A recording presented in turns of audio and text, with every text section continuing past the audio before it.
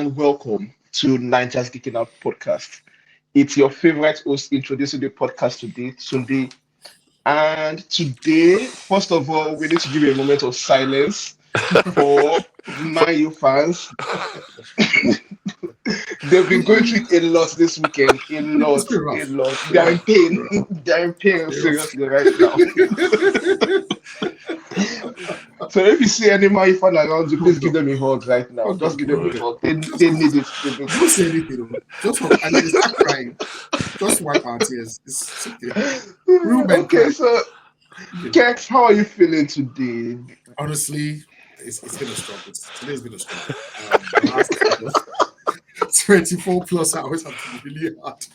I've been getting it from all angles, man. From Twitter, WhatsApp, Facebook, everybody. Like, but I'm here. Why? You Why know, are you getting it? Like, why are people attacking you unnecessarily? What I don't happened? know. I'm a very peace loving football like watcher. I just support my club quietly. I don't make noise. Tunde, Yeah. when you have a big mouth for bants, you know that people will be waiting for you. Let me tell you something. Do you know people I'm not chatting with this year? I'm messaging me. Oh, good. Oh yeah. I'm like, no happy new year, no nothing. No happy birthday, no happy new year, nothing. It's just how my you are you mad? Straight You might attack. block it. I will report you and block you. Anyway, all Mm, right, okay, yeah. I'm okay today. yeah. I'm glad to be here. Yeah. We're happy you were able to make it. We understand how hard that must have been for you Difficult. personally. Difficult. Dapo, on the other side, how are you feeling? I'm in great spirits. Great spirits. It's a great day. A great start to the week. Um, but out of everything, there's always a good side to it. I think Kex can now understand how DC fans feel. You can join them Oh, what is the in the spirit? Let us spirit. talk about this. So so you can empathize with them this week. But yeah, no, today I'm good. I'm good. I'm good. It's been football outside. It's been great. Other things is also good. Okay. Okay, okay, that's great to hear. Jumping in quickly, we decided to kick it off with Adventures of Superman. The season one has come to an end last week, and we also the last episode has been. Yep. So we'll be giving an episode review and a series review. Who wants to go first? I really thought Kex was going to jump in on that one, but But let me go first. I don't think okay, I don't have much to say if I'm being honest. The last episode I thought was okayish. I think it was Wait, a wait, wait, wait, wait, wait, wait, wait, wait, wait, wait.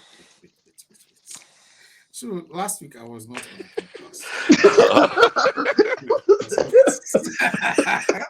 I have listened to episode okay. 147, where you Yes. yeah. gentlemen, Yeah.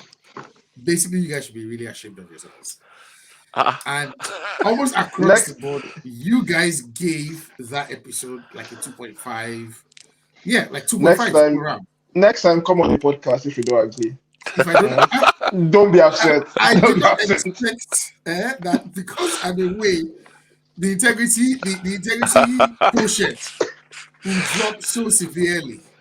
Cats, come on. You You gave saw that a how last 15%. week, Kex, you saw how last week there was no toxicity on the podcast and how everybody was well behaved. very positive episode. Anyway, Very positive I've just Yeah. episode. decided that to counterbalance the bias and favoritism in this show now, I have to go extreme. So let's just sorry for that, but go on. Last week you went too far of the episode. This week, Yeah, I mean this week I think was slightly better. I don't think it was much better. I think the show was settled into a groove for me. I think there was a couple of episodes where I thought the quality had a bit of a spike. Last episode I thought was back to meh, and it's more about the whole. I was not feeling the whole general review. If I'm being honest, I think that was my main issue, and how it was handled. It seemed handled very easily. Um, the lanes change of heart. I'm not really buying it. Not really not buying it. It felt it left me slightly cold. And another thing that I did not like is the actual enemy. how it was handled, how it was dealt with. I really didn't feel it that much. Yeah, You the know, whole kaiju vibe, absorbing yeah, energy. Yeah. yeah. I just didn't feel it, and I'm not sure if I can put my finger on what's wrong with it. I think, in my view, there's a lack of imagination of how to resolve conflict, like battles. I'm talking about battles here, not even. But having just said that, I also feel there's not a good way of settling emotional conflict, which is the whole lane thing. You know how to handle that. So in the end, I thought, right, it is what it is. I watched it. I'm almost kind of glad it's over in a weird way. I could spend that time for other stuff. That's how I That's feel. where I am with it. Yeah. Hmm. So I've not been as negative as you guys on this Okay. particular show, all true. But Maybe this I've been last episode, hmm? positive. I've been Yeah, positive. this, I've been positive. uh, No, yeah, no, I no. know. Seriously, Let me I've been continue. a big advocate. Why are you laughing? I've been a big advocate of this show. Like, I want it to do well. Give us Yeah, yeah. But what I'm trying to say that this episode left me very bored. This last Yeah. episode, Yeah. it felt boring from beginning to end. Like Jimmy coming to the house, Louis and her dad in the house, making the talkie, fighting the villain, seeing his pops, the whole miscommunication there.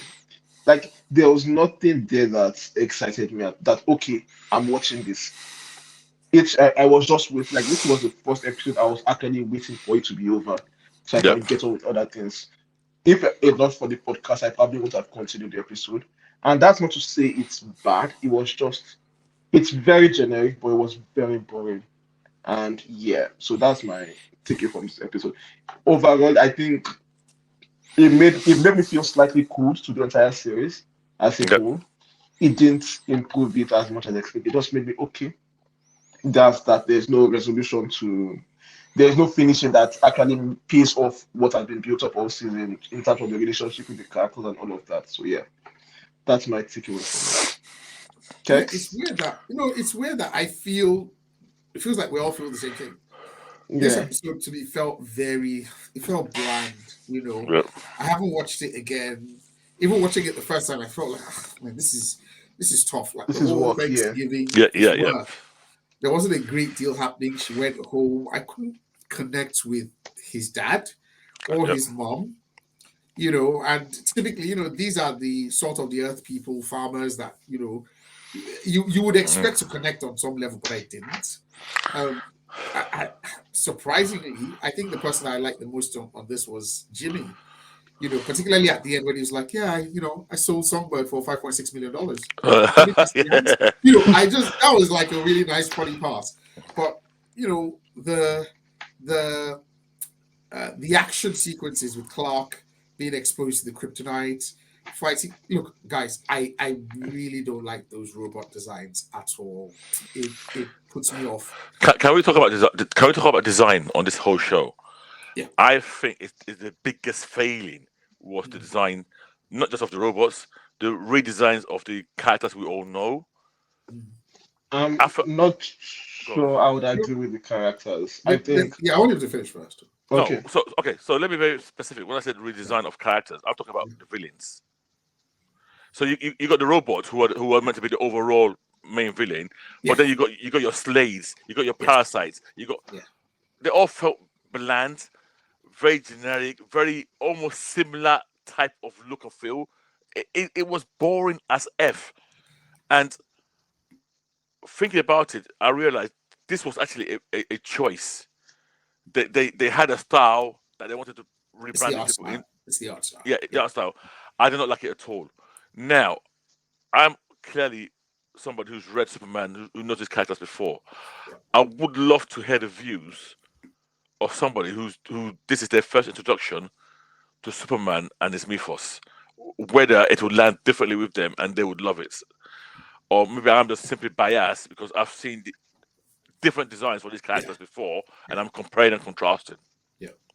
Today, what did you feel Yeah, like I agree with that about one, the but design? like the designs for the villains are not the most inspired. I get what they are going for. They all got their powers the same way with the machines and all of that. But like Tex, you mentioned the robot designs. I think it's always been the weakest part of the show. It's just something I've been rolling along with. the Eclipso design. I mean, Dr. Ivo's design. I call him Eclipso because he has that Eclipso eye, purple eye thing going on for him. So maybe that's why they're going Yeah. with him. But like that entire design is very weak. I'm not like I don't like it. It feels like the person. It feels basic. The white, the plain white, these things. It feels lazy in some way. The way that the sharp lines for the robots, it's like you guys don't want to put a lot of effort into drawing these things. You just want something quick and easy to do. So it's very basic. And In yeah, in the end of the episode, when a character said they will kneel, and my mind said, "Oh God, that's Zod." so And, yeah, I just felt so meh about the look. Oh God, I felt no impact, no Yeah. here's a No big punch. bad. Mm, Yeah, I Yeah. just oh God. Yeah. funny enough, the father, what's his name? What's Joel? Joel? Oh, Yeah, yeah. Yeah. I liked his design, like his Yes. own costume and everything. Yes. The way I he liked looks. his look, the Yeah. way he looked. Very I cool. liked it, but Reminds it's me of like Thundercats for some reason. I don't know. He looks cool. Yeah. yeah, it looks cool, but like everybody else, I can't still Yeah, believe these are what they're going but for. you do realize that particular character you're talking about is the one that looks more like what we know before. Yeah, exactly. With a cloak, and we saw his human Yeah. face. Yeah, Yeah. yeah, exactly. So like this robot design, and it leaves me cold because I remember the old animation sequence, the old animation Superman the animated cartoon. The designs there were not better than this. Yeah. So I'm not understanding what has changed between then and now and why they could not improve on such basic designs. And it feels as if they've gone backward in time because it's weird that this is the style they're going for this. Do we know the general reception of this beyond we, who might be too jaded and old? Do we know how well it's doing? Oh, I How it's hear been people like it. received? I hear Okay, it's received very highly. I okay, can do a quick Rotten Tomatoes, but I hear it's very very popular. okay. So I mean, It's why are you doing that? I was thinking maybe if the target audience might like it, and maybe the designs is aimed at them, it might be a generational thing. This is why I want to see how they're viewing Mm, it. mm. So I'm looking here. Its audience score is 82. Its critic score is 100%. Audience score is based off of 250 ratings, and it's 82%. So that's pretty high, right? Audience is generally the high. I'm surprised yeah. about. I'm surprised at the 100%. I'm more surprised at From the the 100% critics. from the critics. Mm. Yeah, 16 It reviews and I it's got can get why critics will give it positive review because of the strong character work, which is yes, refreshing, yes, yes, but it's lacking in so many other areas that yes, okay, yes. they're just taking this win and ignoring the rest. I say, okay, finally you've given me a refreshing take on Superman. Let's just go with it and enjoy it. But for the target audience, except we get a 6-year-old on the podcast and ask the 6-year-old how they feel about the show, I don't think we're going to get Sure, an accurate this is audience a good score. question. I would like to Yeah. ask my kid and his friends to watch this and see what they feel, if they can sit through it. Um, because like what you guys like the character design from I'm sorry, I shouldn't say I should be clear. The design of the robots specifically and of the villains and Task Yeah, Force X. yeah. Yeah. From the first episode, there was a shockwave. No, what's her name? The Live wire. live Yeah. wire, and the robot that she was trying to smuggle out. And I was like, that I didn't like the design of that robot at all. Very angular, very the whole thing just felt it just didn't sit well. Now, thinking about it, I'm thinking about what you said about the lines of the characters and the villains and whatnot. I don't know if you guys have ever tried or read this comic book called Ruby as RWBY. Sometimes Yes. that's how it looks, and I Yes, hate Ruby yes, comics because yeah. it's so. I don't like the art style. It feels it's so Japanese. It's no offense. It's so anime, You and start with when your they try to racism again. no, It's stop, so please. Japanese. Please, my Twitter has been blowing up since. Please, I take over. No. I mean, it's so manga. I can't put my finger on it, but especially when No, they no, no, do yeah. like There's 100% anime influence No, influence, but on the yeah. show. Yeah, When they do that's like not the Ruby problem. meets no, one second. When Okay. they do like Ruby meets Justice League. I don't know. Have you ever read those comics before? I have. Yeah. Or there was a Batman one they did recently where it was like Batman anime and it was black and white. Yes. I read like 2 issues and I was like, I can't get into this style. I can't get into this art style. So to do a whole thing like that, they take their time with Lewis, with Clark, with Jimmy, and with their Perry and co. That works for me. I like the way Lewis is. I love it. Yeah. I love the way Jimmy is. I like the way Clark is, and I like the way he is at Superman. But the supporting villain cast, I do not. Even the Invasion Armada, I was like, Oh, that was bad. It was boring. It's boring. It's It was just boring. But, yeah. The ship, the mothership, I was like, What's this? What is this? There's no thought into that design at all. It's let me down quite a bit, because I did think that it was going to get better. And the whole Zod thing that came at the end, we don't see his face. It doesn't land at all. At all. So this ship turns up or comes out of the ground in Kansas. The General Lane calls for support. He doesn't get support for what? The time. I just don't understand some of the logic leaps here. He calls for support. He doesn't get the support until Superman. Let me tell you how bad this is. Oh, cool, man. When the ship came out of the ground, I was thinking, hang a minute, wait, did that come out of the ground? Did it come from the Phantom Zone? Yeah, I wasn't sure where that came from. And then in my mind, I said, I don't even care. That was how. That is literally. I just said, you know what? I don't care. I'm not even going to force to rewind. Just carry on. Oh my days. Because are we saying is that? Gosh, no, I hate to go back.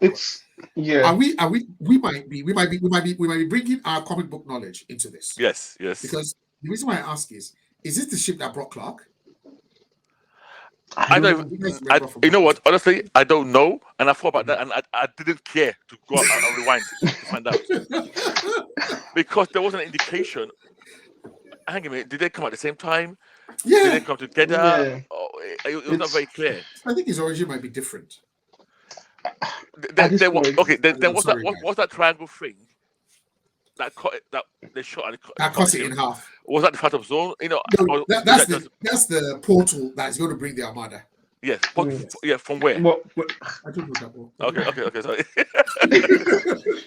But with what they've shown so far is the kind of thing that doesn't make me care for what they're going to come in future. There are some ways you would see things that it makes you excited for it, but this one, I honestly don't see how they're going to do a good job in season 2 with what they've delivered now. And even then, this episode, the strongest bit of the show so far, the emotional bits, it didn't land at all. At all. So I'm like, if that's what is going for you the most, and you don't land it, then what's the... Yeah, I agree. So I struggle with these kids that don't understand what their parents do, and I'm going to deviate just a smidge here to talk about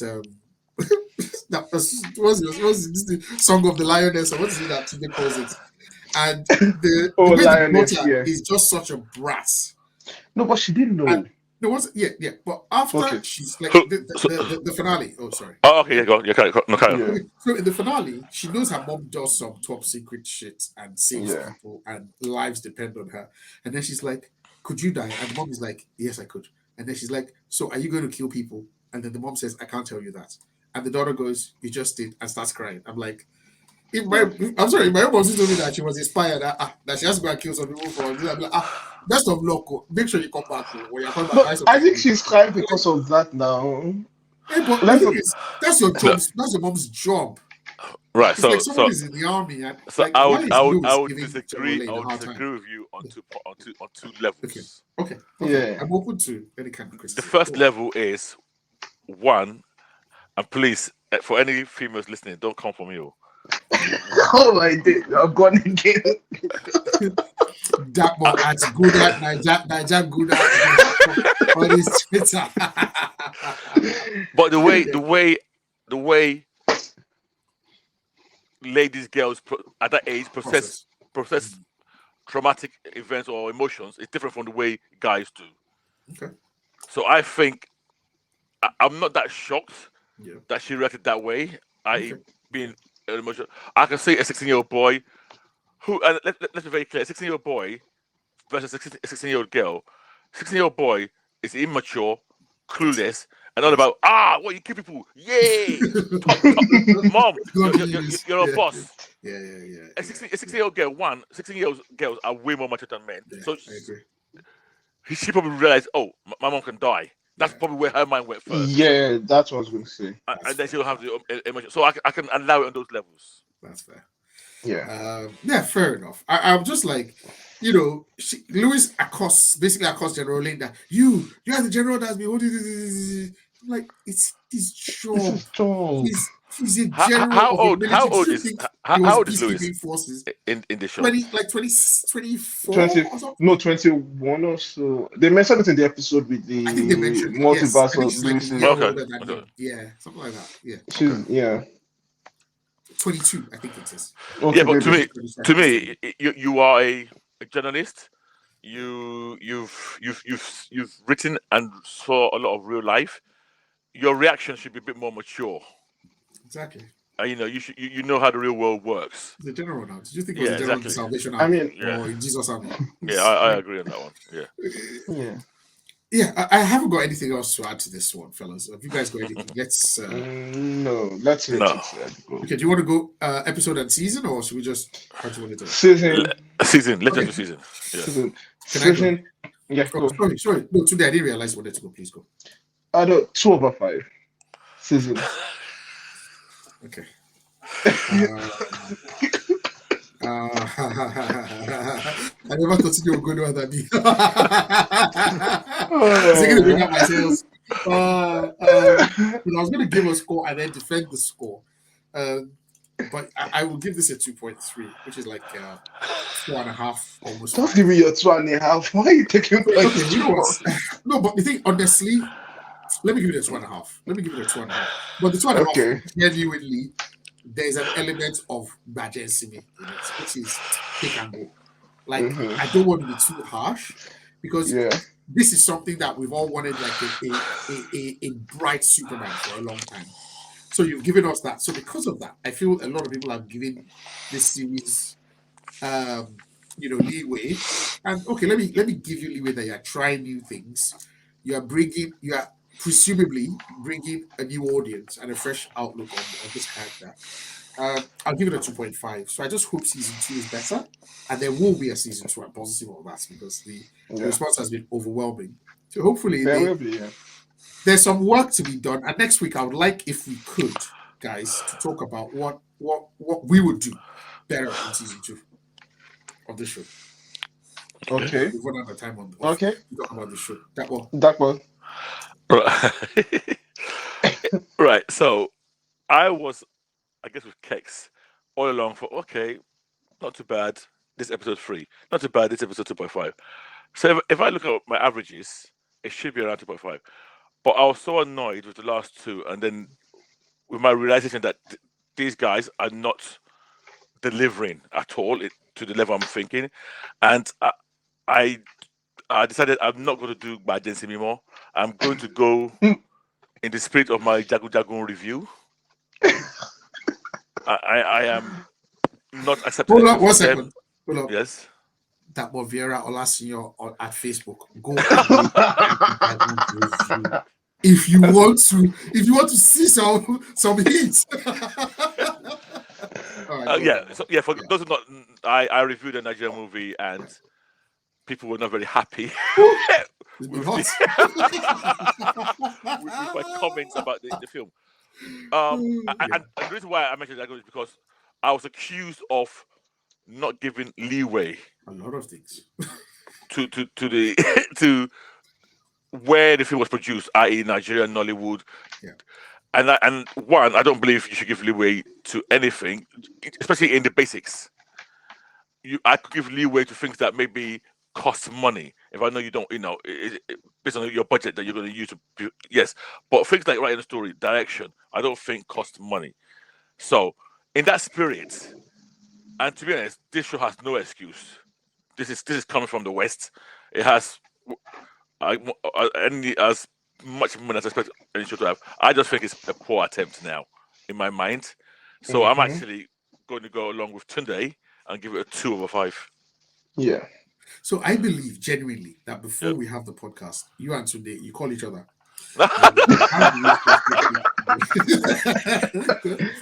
You know, if he goes high, we'll go low. If he goes low, we'll give it something really high.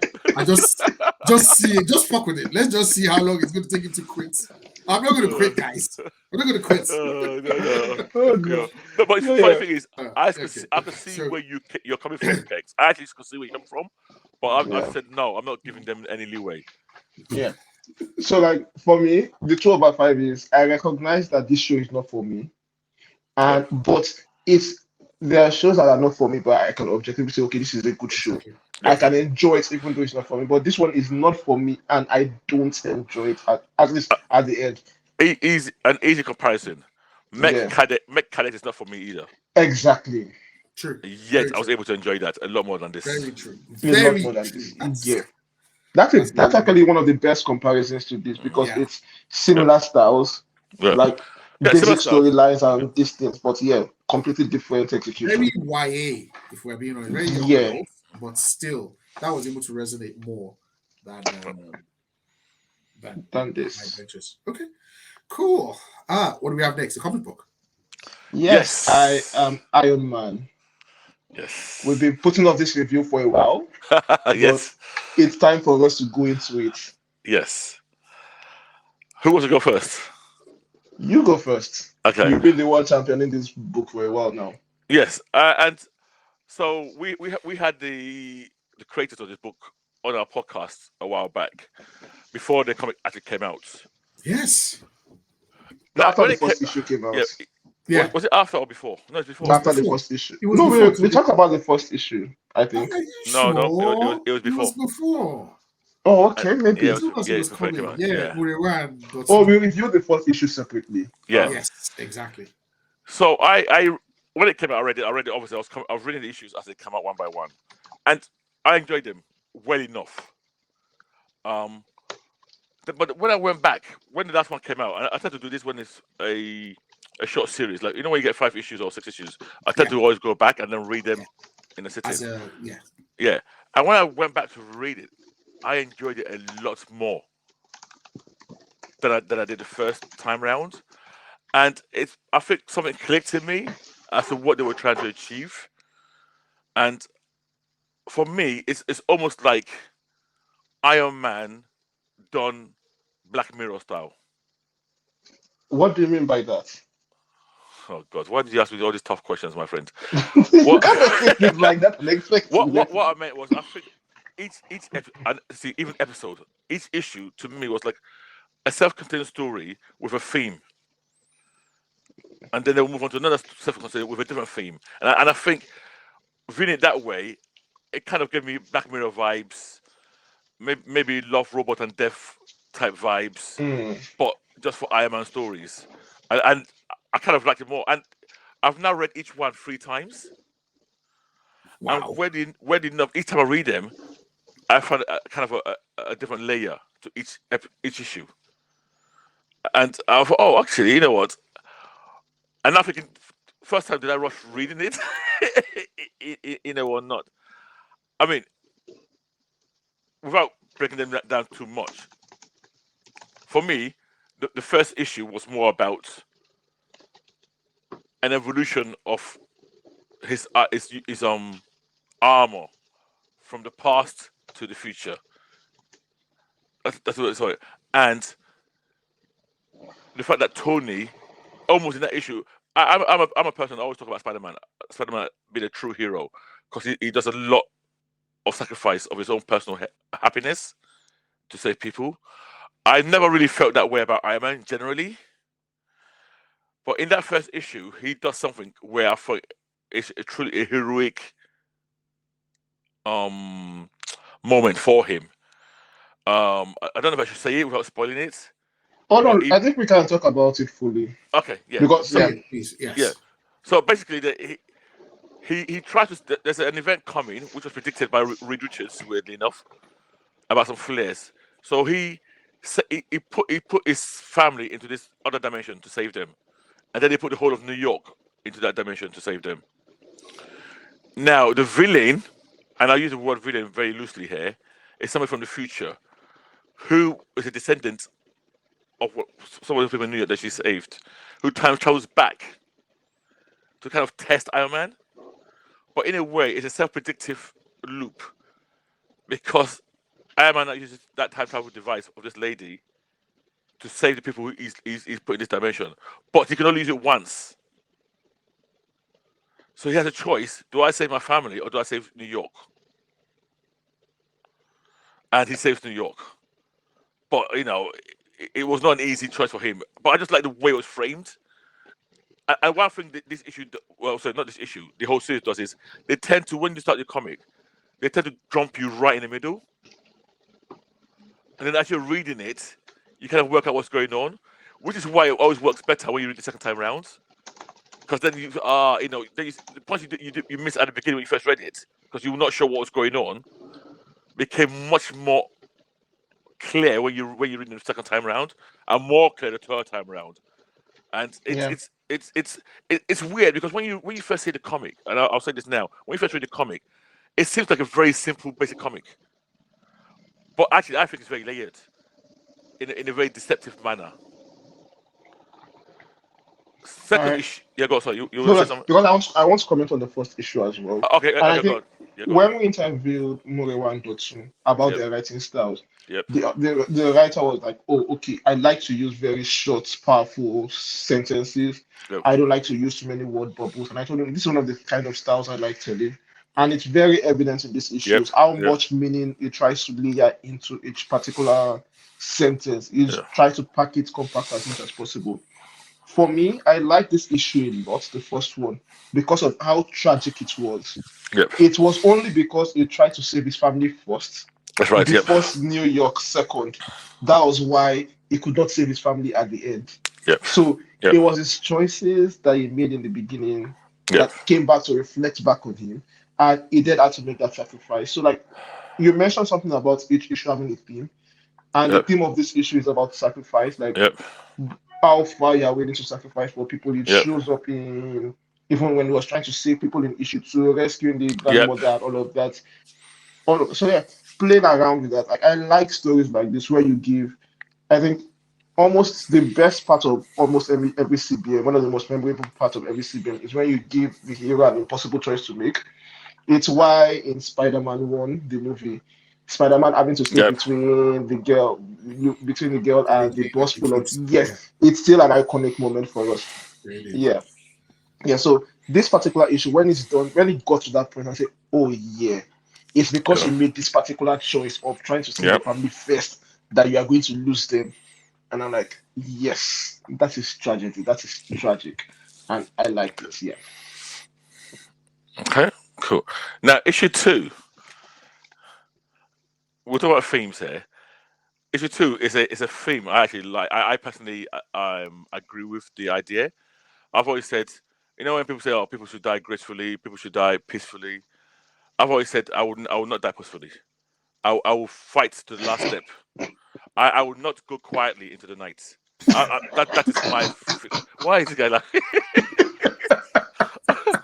Why are you Do you know laughing? there's literally there's nobody and nothing you won't fight. You know you're planning to fight death, that death when you come. You are going to fight. Yes. Ah, So, God. so I mean, one of my favorite poems is this whole, Do rail not against, go gently into the yeah, night. Yeah. rail against the dying light. I've always, Mm. yeah, yes, I'm Ibadan. Maybe this thing is part of my There's no maybe there, please. This is heritage. So this story, Yeah. and again, it's very deceptive. This story is a very basic story.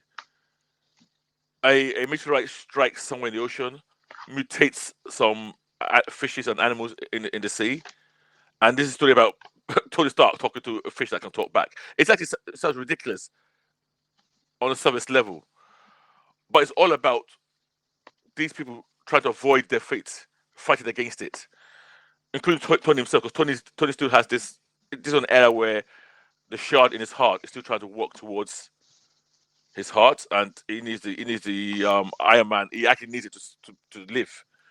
And in this comic, it fails. He loses energy. So we have him fighting against dying. We have a mutated sardine trying to resist the call of a whale to come and die, and the theme repeats throughout in this comic. And it's very simple. And what I liked about it was when I then read the, do you call it the outro at the back of the comic? There's a bit about where I think the Earthers themselves personally had health issues, and they saw people. I think one of the right. I can't remember whether it was Murewa himself or was it had issues that he had to fight for a while. Another one, his friend witnessed it, so that all informed this issue. So it's all about fighting to survive, fighting to live, not giving in to a failing body, basically. So I Yeah. liked it. I liked it a lot at that level. Really Yeah. did. Actually, this issue was the first issue I read, and I went, "What's this?" Honestly, that was my first reaction to this. Yeah. What's this? He fell into the water and he's talking with fish, Yeah. and then he fights a fish, and that's the end. Yes. What's not the story? And then I read the comment at the back where it's good. Oh, this episode is dedicated and illustrated for everyone whose body betrays them, whose Yeah. body has kept them away from their dream Uh, lifestyle, uh, and whose body has constant, frequent hospital visits. Do not give yeah. up. Yeah. Keep fighting for life. Like Iron Man, defy Mother Nature one day at a time. Yeah. And then I went back to read the comic again. And then all the little comments that Tony was making now Yes. began to make sense because there's a lot of meaning in there where Yes. he's talking about, oh, this my thing is giving up, but I'm not going to stop. Like I'm going to Yeah. continue to defy Mother Nature. Mother Nature wants to destroy, keeps causing all these things, blah blah blah. Yeah. And then you see the Even meaning the there. meteor in the beginning was Mother Yeah, Nature trying to kill exactly. Earth, and he's fighting against it. Yeah. It's really layered. Yeah. So, but honestly, without that outro, I would not get this thing. This is a book I would have dropped instantly. But the outro Well, made it make sense for me. Like I mm, reading it again with that outro in mind, I'm like, oh, okay, I get what you're going for now. And yeah, I think I really like that kind of thing yeah. because it's another thing. This is one of the things we like in our superheroes. This is what makes them superheroes. They never Yep. give up part. And I think that's why people like Batman a lot. He never gives up. Although they've Yeah. taken they've taken it to an extreme nowadays. It's why people like Daredevil because you beat Daredevil to the inch of his life and he will still get back up to continue Yep. the fight. So it's this kind of things that you see reoccurring in why people like superheroes. And it's nice to see it in Tony because I have never really associated Tony Stark with either like the first two issues. I've never associated it with either of these two qualities. He's not the one that I know that makes a big sacrifice like that. It's not the I, one I know I, that makes yeah. this, yeah. I have to say, these guys, in my view, are they get Iron Man and they must be Iron Man fanboys because I never, to me, Iron Man is not one of my favorites. Not at all. I'm always against whoever stance Tony Stark takes. Almost by default, I will go against his stance just by pure default. But I can Hmm. see reading these guys coming. I can say, okay, one, these guys get Iron Man, and the way they've written it, I can't even argue against what they've written. Yeah, So, which exactly. means, okay, you guys are on point. This is how I think I hope I would be ever in some dream world. I was ever appointed to write Thor or to write Captain Marvel, the DC one. They are coming from a point of, like, you can see they get the character and they're able to put it across to me. That I feel, okay, I get you. I can see Tony Stark as a stubborn goat who doesn't want to die, who fights everything. Yeah, I can see it. And I accept it. Okay. Issue If three. issue three, weird enough, I kind of get this one as well.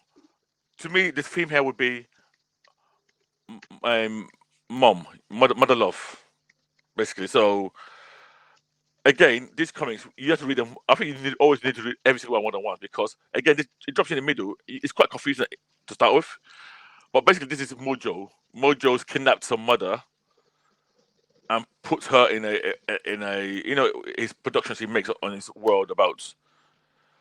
And the kids has asked Iron Man and War Machine to help rescue. his mom, and Tony, and they go. So they're part of this production. It's very simple. They go and fight. They pretend to be Iron Shoguns back in the Japanese era, but it's now linked in with the fact that Iron Man has such a good relationship with his mom, and him losing his mom is one of the big things in his life, and he's unable to resist a call for help for his son who wants to save his mom, and that's a core concept in the story. I like the fact also that just as a little aside as well in here is there's a little pop at the MCU in this. I don't know if you picked up on that today. Yeah, So I did. Where yes, we will keep making more and more and more yeah, physical thing. Yes, I picked up on that. yeah. Yeah, So it's a little call out about to yeah. Disney on that. I kind of so again I enjoyed this one. I think if I'm ranking all of them, this would be my least favorite, even though I still liked it. I think this is my least favorites. Issue Yeah. 4. Okay, wait. About issue Okay. three, you're right. Yeah. It's Okay. Okay. it's one of the ones I didn't particularly like that much Okay. because of the I didn't like the old Iron Shogun thing. I get what they are going for, Yep. but and the message at the end nails it for me. The whole Yep. Yeah. motherhood part. Oh, I'm doing this because of my mom. Tying him saving the child's mom to his own mom, but the whole setup of was it the Mojo and the Iron Shogun thing and all of this thing, I felt it was too much. I didn't care for it at all. Like there are some stories where the ending makes up for the what's it called, the entire issue, Yep. but this ending it's good, but I can do without every other thing that happened. You could Yeah. literally have just put this woman in drowning in an ocean and anyone saves her Yeah. and Yeah. put that ending and it's still you still get the same feeling. So Yeah. the whole mojo part for me was Yeah. weak. But yeah, overall And the motherhood part still saves it for me. Like yeah. those sequences of his mom going, "Oh, you what? How did she put it together? Oh, you don't know it yet, but you fit in the jackpot because you have me as your mother with it." Like that particular line and the Yeah. insane Yeah. sequence of him and his mom playing, like, yeah, that's really good. It's a good Mother's Day right up. Yeah. And I was gonna say something. I said it's my least favorite. I still enjoyed it, but also I've said this cut on table. I've always hated Mojo as a character. Yeah, same. Same. I Yeah. don't like him. I Always. don't like the Yeah. design. I don't. Yeah. Nobody has ever drawn it to me that it did look disgusting. I don't he's like wait. Mojo. I don't He's like meant to be, Mojo I world. guess. Isn't that the point? Yeah, he's meant to be. Yeah, he's Yeah. meant to be. Go Yeah. on. But okay. So issue 3, now issue 4 is something that I'm surprised not a lot of people have done in comics itself. Basically, this is Iron Man as Batman. Basically. Yeah, where he has a contingency for every of his friends, and I like the fact, and this shows somebody who knows the comics. The way it was framed here is Iron Man goes to Doctor Strange basically to ask for help because he's seen something that nobody else can see. He's seen this. Even Doctor Strange can't see it. So Doctor Strange, what are you talking about? I can see God guys having sex here. I can see vampires running around. What is your thing that I can't see? But in the process of Doctor Strange trying to help him, he takes him to his labs and layers. And Doctor Strange points out very easily that you seem to have a lot of contingencies for your friends. You've got a Hulkbuster, you got a Torbuster. You got all of this. He said, I don't see any Thanos, but I don't see any Thanos Buster. I don't see any. You know, how come it seems to be your friends you're always preparing for? And this also ties into something that happens in the following issue, where someone makes a comment. In the last issue, they go to a jail, and they make it very clear that, oh yeah, Tony Stark, you've sent most of your friends to this jail before.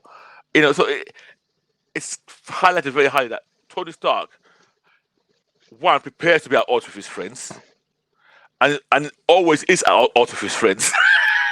So I kind of like that time for this. And the bottom line is, at the end of this issue, we find out that he also has a contingency for Doctor Strange. And I even like that contingency that he has for Doctor Strange. But it's the first time I've seen somebody call out this trait of Tony Stark, which is a very Batman-like straight, to prepare to fight his friends. Yeah. Uh, Can I say I yeah, really go on. like the design of the monsters with the key Okay, that's yeah, nobody else could see the kaiju. I yeah, like yeah, that yeah, design a lot. Yeah. And the thing about this thing that sells it well here, nobody has done it before, but it's littered throughout its entire history. yeah. It The is. off buster, the top buster, they are Yeah, not new things. They are things that have yeah, happened in the past. yeah, So them calling it out here is like saying Martha, Superman and Batman's mother are Martha, are named Martha. It's something that has been there, but nobody has drawn that. Nobody has really pointed out that connection there.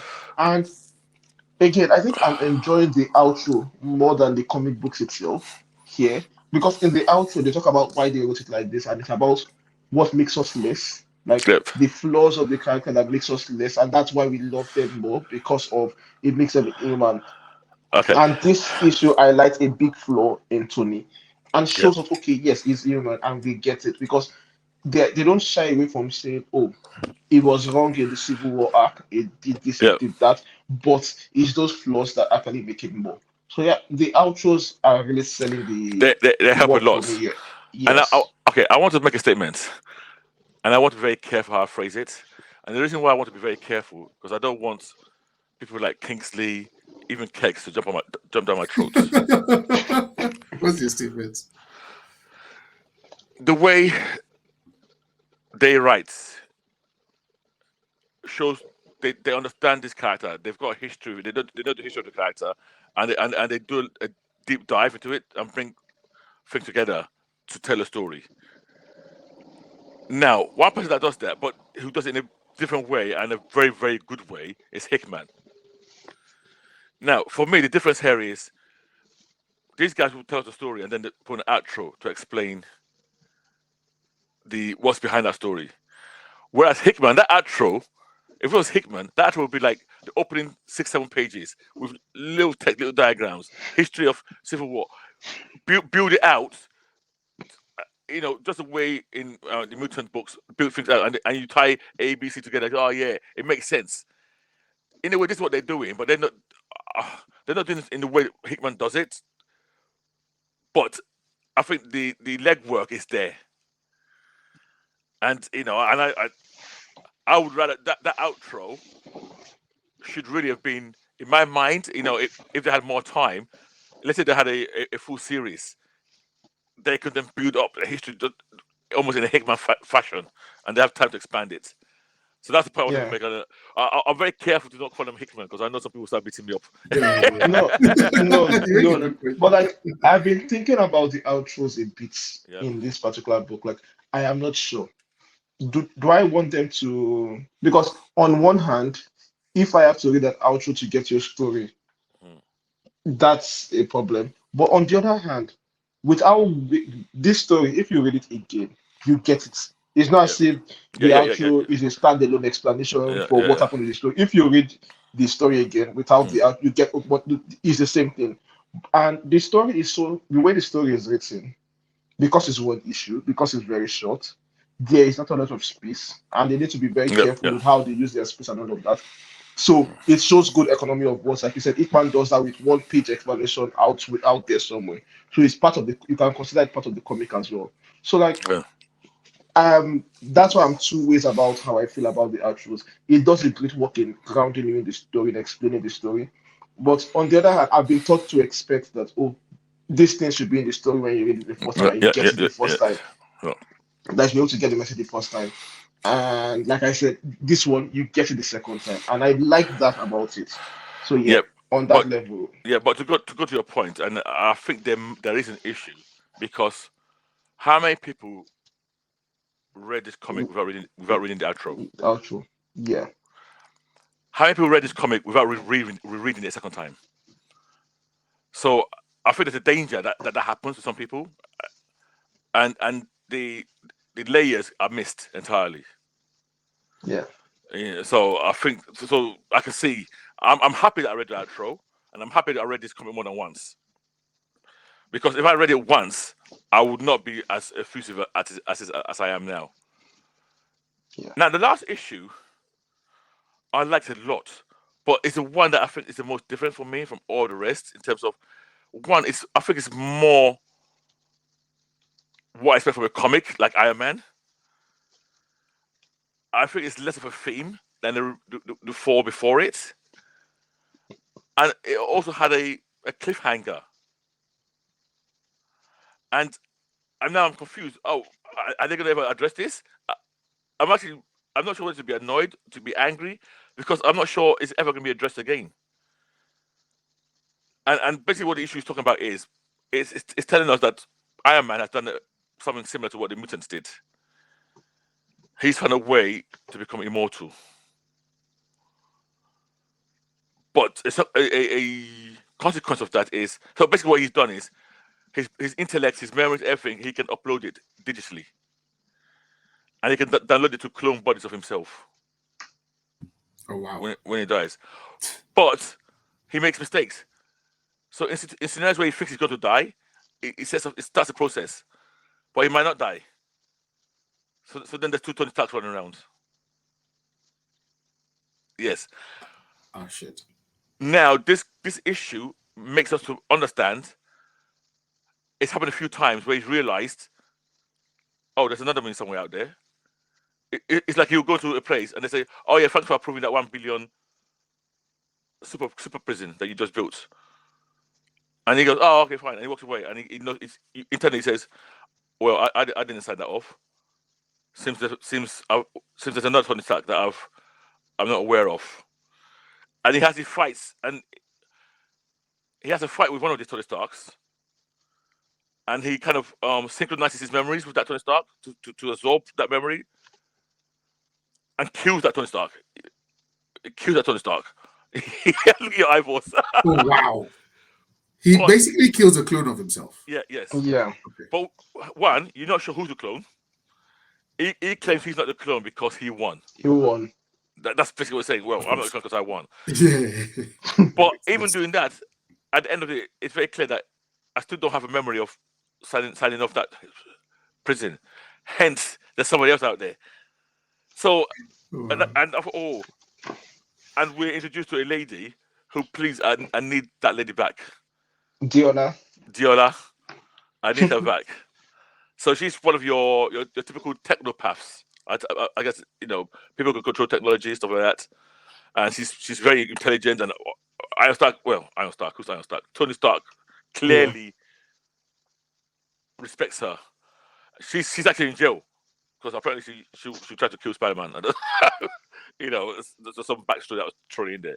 But I like that character. I even like that jail. And I like the ward. Yeah, the cube. And I like the warder. And this is a jail where basically what they're saying is, when you have a super prison for criminals, a lot of times they have all these power blockers on them. They're sedated, which is kind of almost inhumane way of treating people. This cube, Iron Man spent a lot of money so that even the super criminal are not really put in conditions that are inhuman, simply because they got powers and we're scared that they escape. So there's a whole kind of a storyline about, even super criminals need to be treated properly, even if it's going to cost you a lot of money. Rather than just, either sedating them or putting a power blocker on them and, walking around.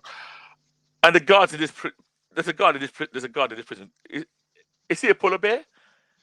I guess so. He's literally like a walkie-talkie polar bear. I like that character. I believe he's new. And he's great. And Diola, I want Diola back.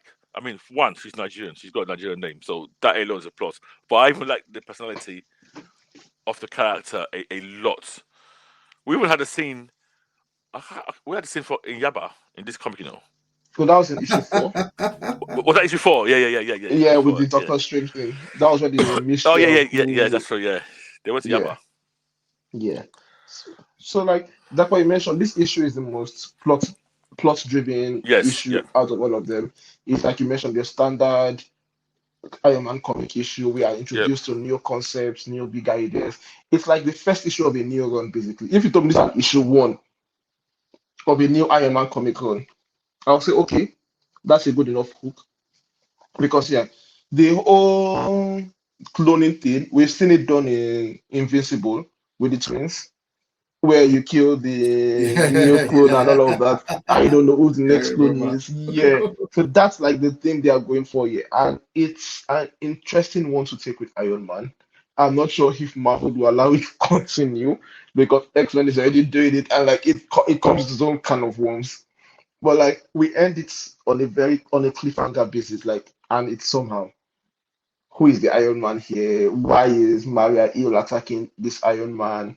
And he kills an Iron Man, and then he gets like all the Iron Men in the comic that we read are dead, Yeah, but we know there's still one more that yeah, we didn't even see at all. So I'm not sure how I feel about this being the end of the 5 issue run because, like you mentioned, it's so completely different from yeah. everything and doesn't have a central theme as well as the rest of them. I was Mm, thinking it was going to be death and resurrection, but it's mm. not really. That doesn't really flow with the comic.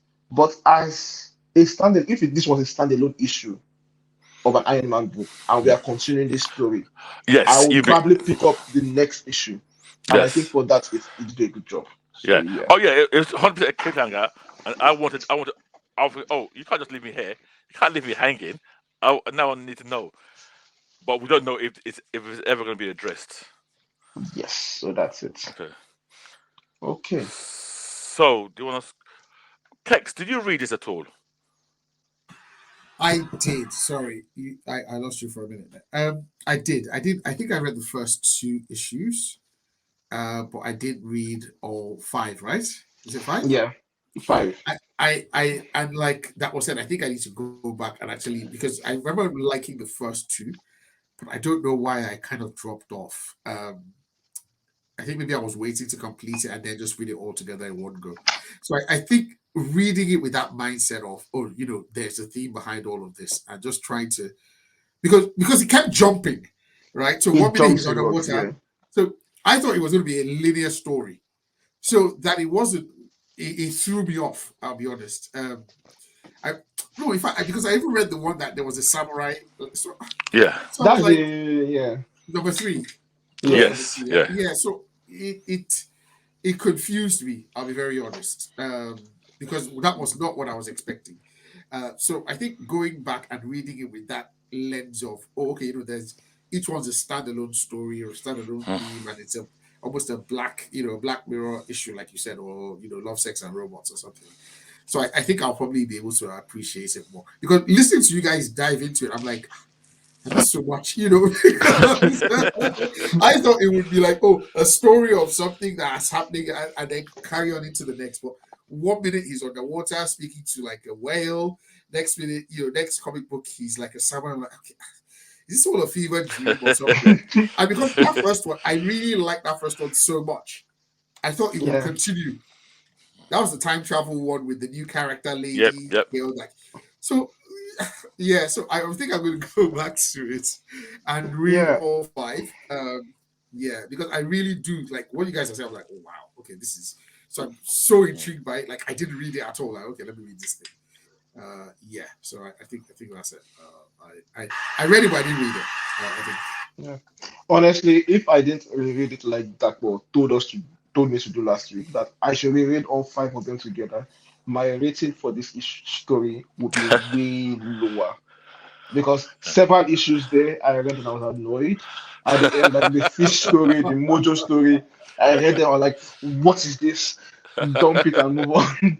But yeah, Uh, rereading it actually helps. Like, I wanted to yeah. ask you, what was Yep. your favorite issue of all 5? Okay. I know. Hmm. That's tough. It's a battle between three of them. Okay, which one?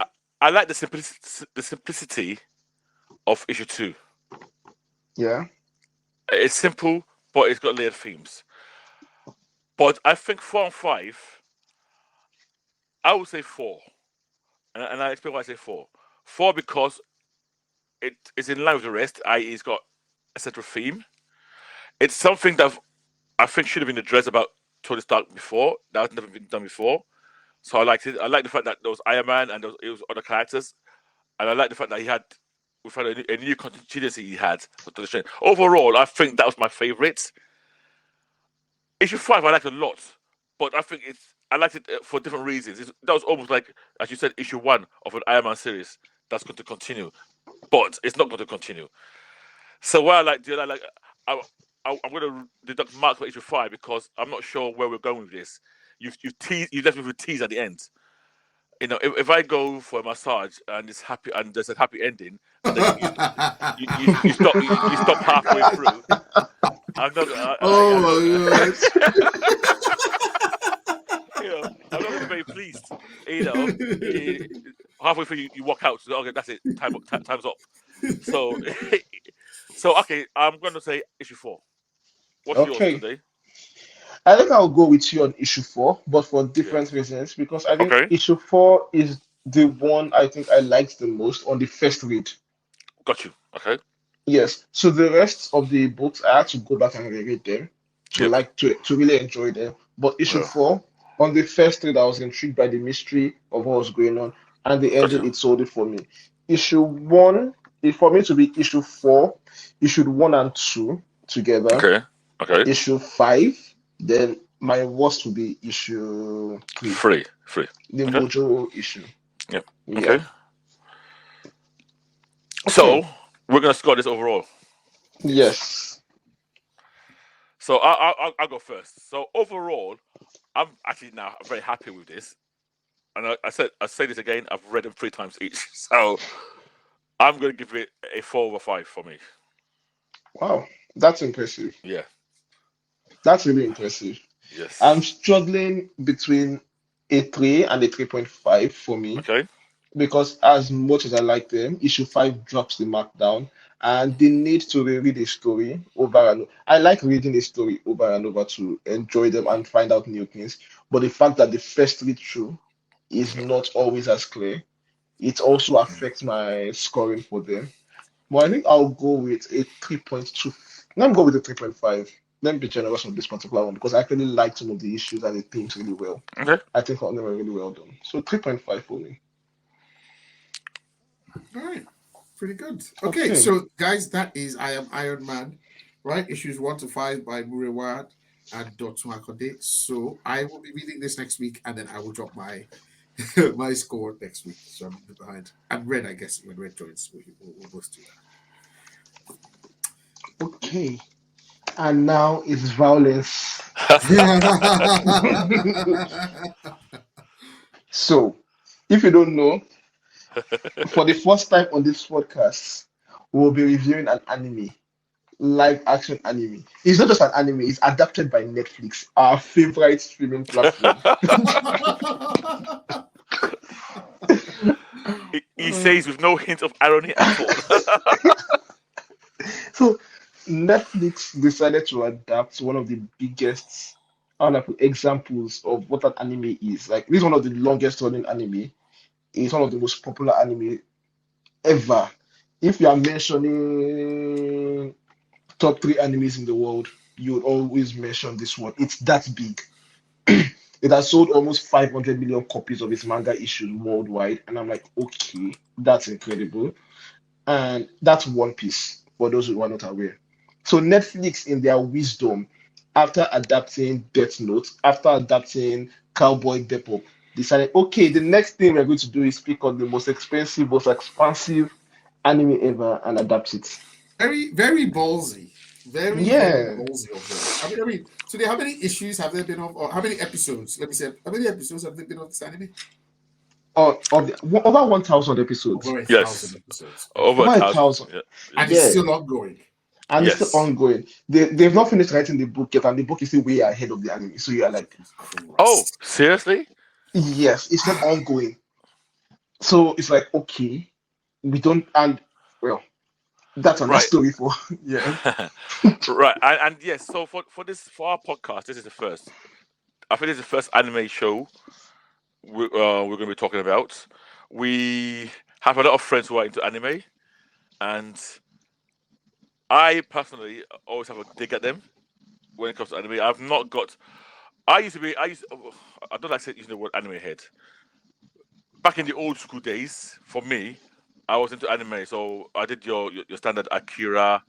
Oh God, what are the other ones? Ghost I in did. the Shell. Yeah, Ghost in the Shell, Face of the North Star.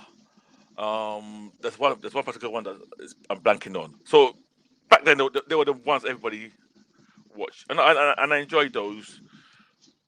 But I remember, and maybe it's just pure bad luck. So I read that and I also read as well. I read mangas as well, and I watched these things. And then they gave me one. I remember they gave me one particular one that put me off anime for almost life.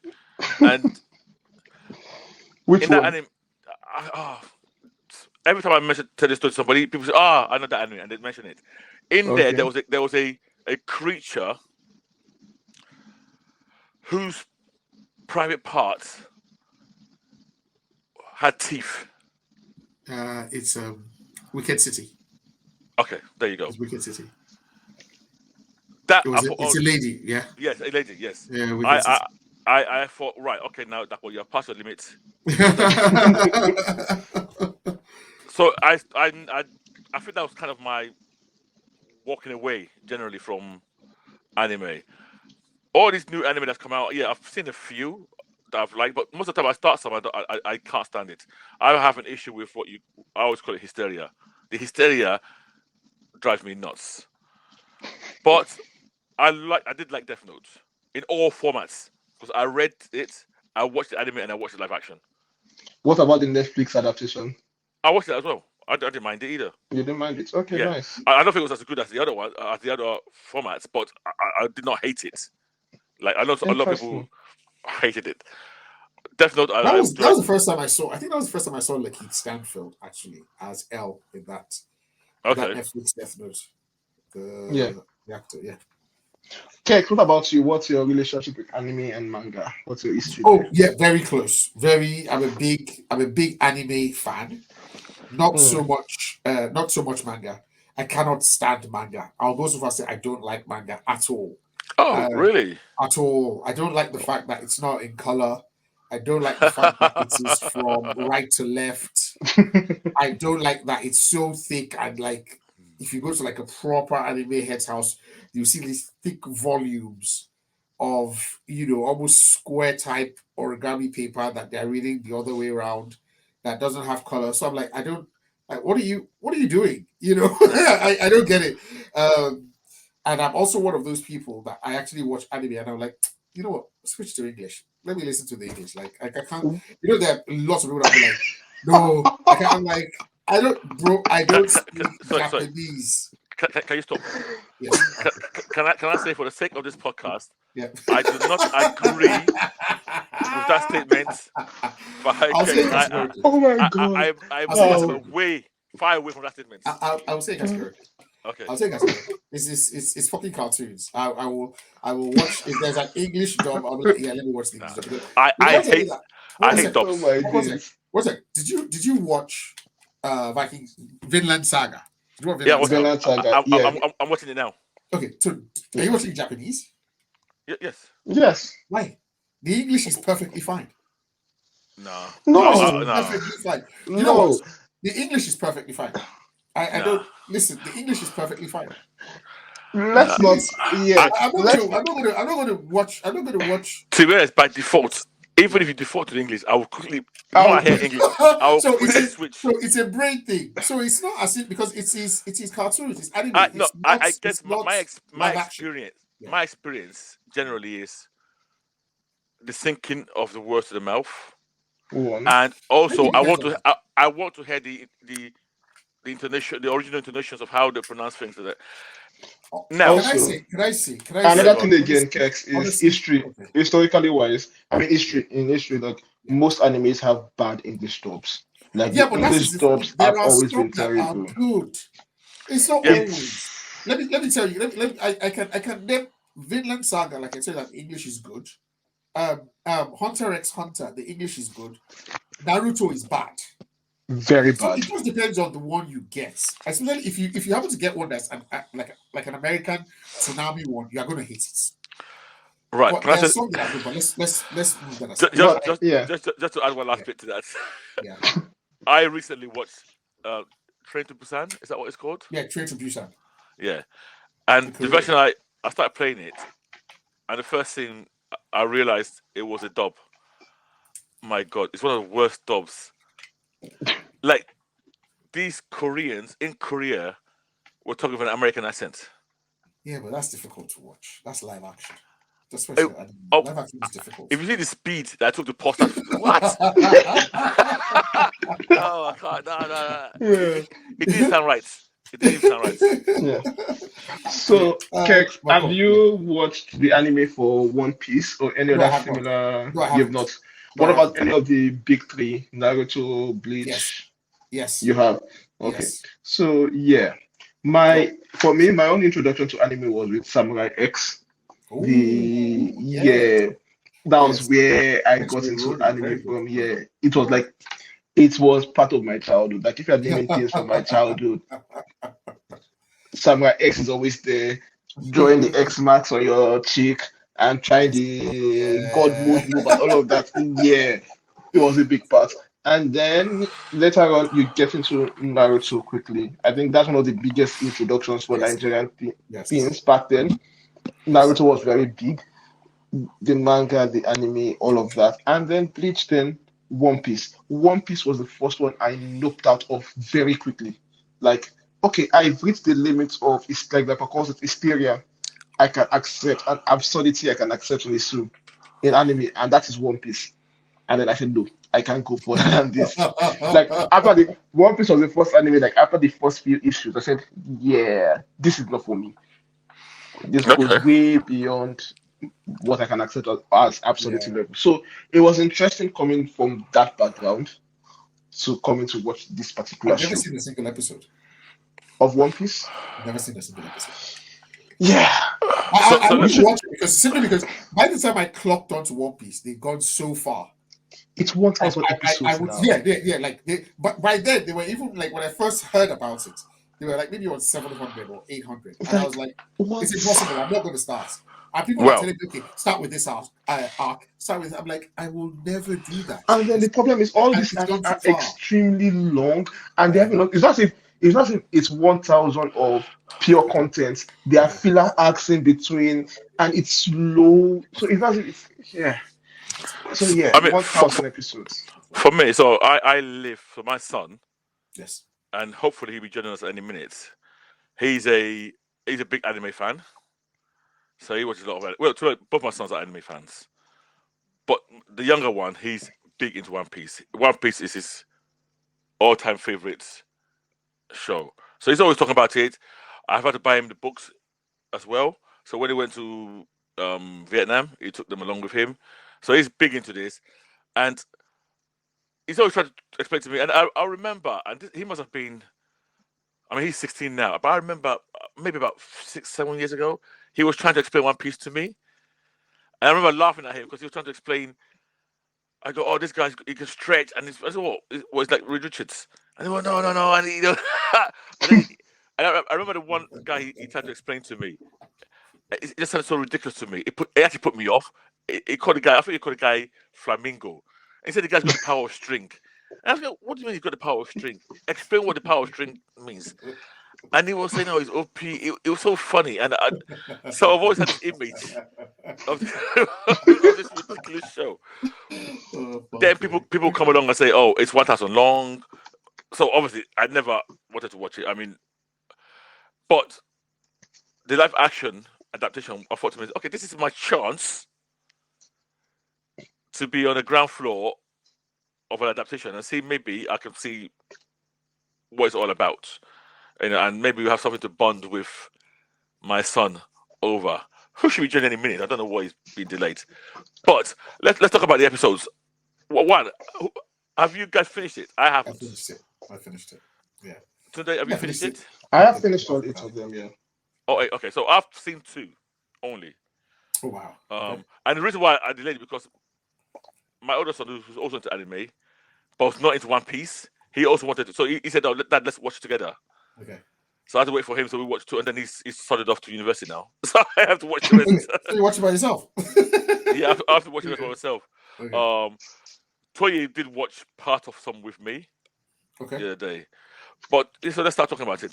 When Toye joins, we can ask him questions from the guy who's seen the anime itself. Yeah.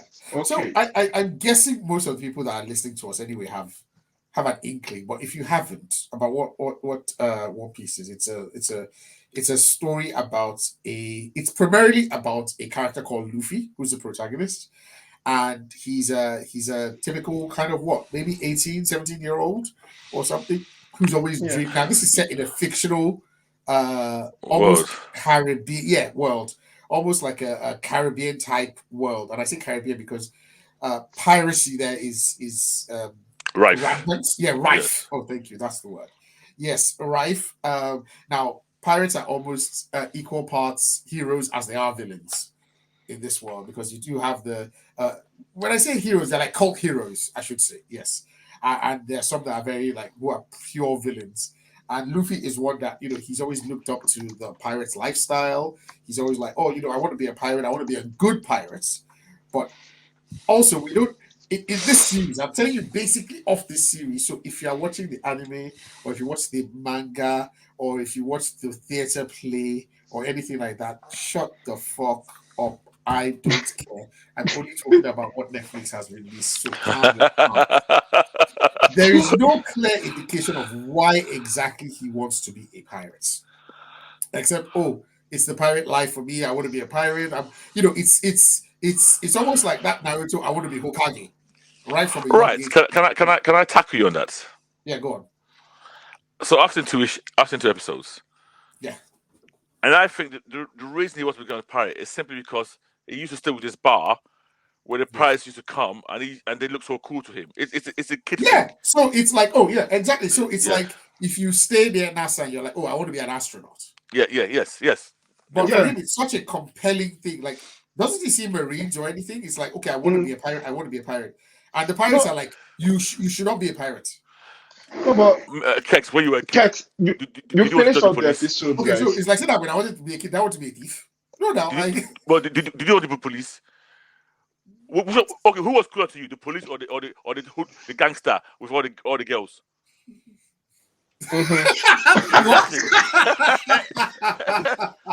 So that's No.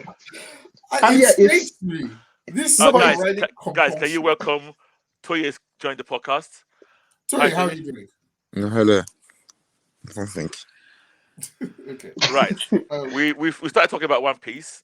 And I think all three of us on this podcast have not watched any of the anime. No.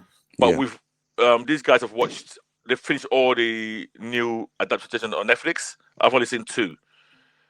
So we're discussing that. So what I want to get to you, when I come to you, is I want to get your view as someone who's watching the anime. How does it compare to the anime? Is it good? Is it bad? Is it different? So we'll come to you in a minute. Is that okay? Yeah. Okay. Okay. Right. So Kex, to tackle you on that point where you say it's like I have a lot of faults with the anime, with the TV show, but that's not one of them, because he clearly looks up to the mentor in the show, that's Shanks. He even made it a goal that, I'm going to surpass you, and to surpass you, I'm going to become the king of the pirates. So it's a goal of someone, okay, I look up to this particular person and I want to be like this person. So he has modeled his life after that lifestyle, because that are the people he has seen around him as his mentors and role models. His grandfather is, and we come to realize this, is the head of the Marines, or is the rear admiral or vice admiral of the Marines. And his grandfather is trying to tell that this is not a life for you. The person that you are trying to be like, saying that this is not the life. I mean, that is even better. That even makes him. I think his grandfather even makes it more by telling him, "Don't do this." Yeah, as a kid, and he's a stubborn kid normally. It's less. Don't do this as do this. I'm giving you an option here. Like, this is people are going to get killed. These guys.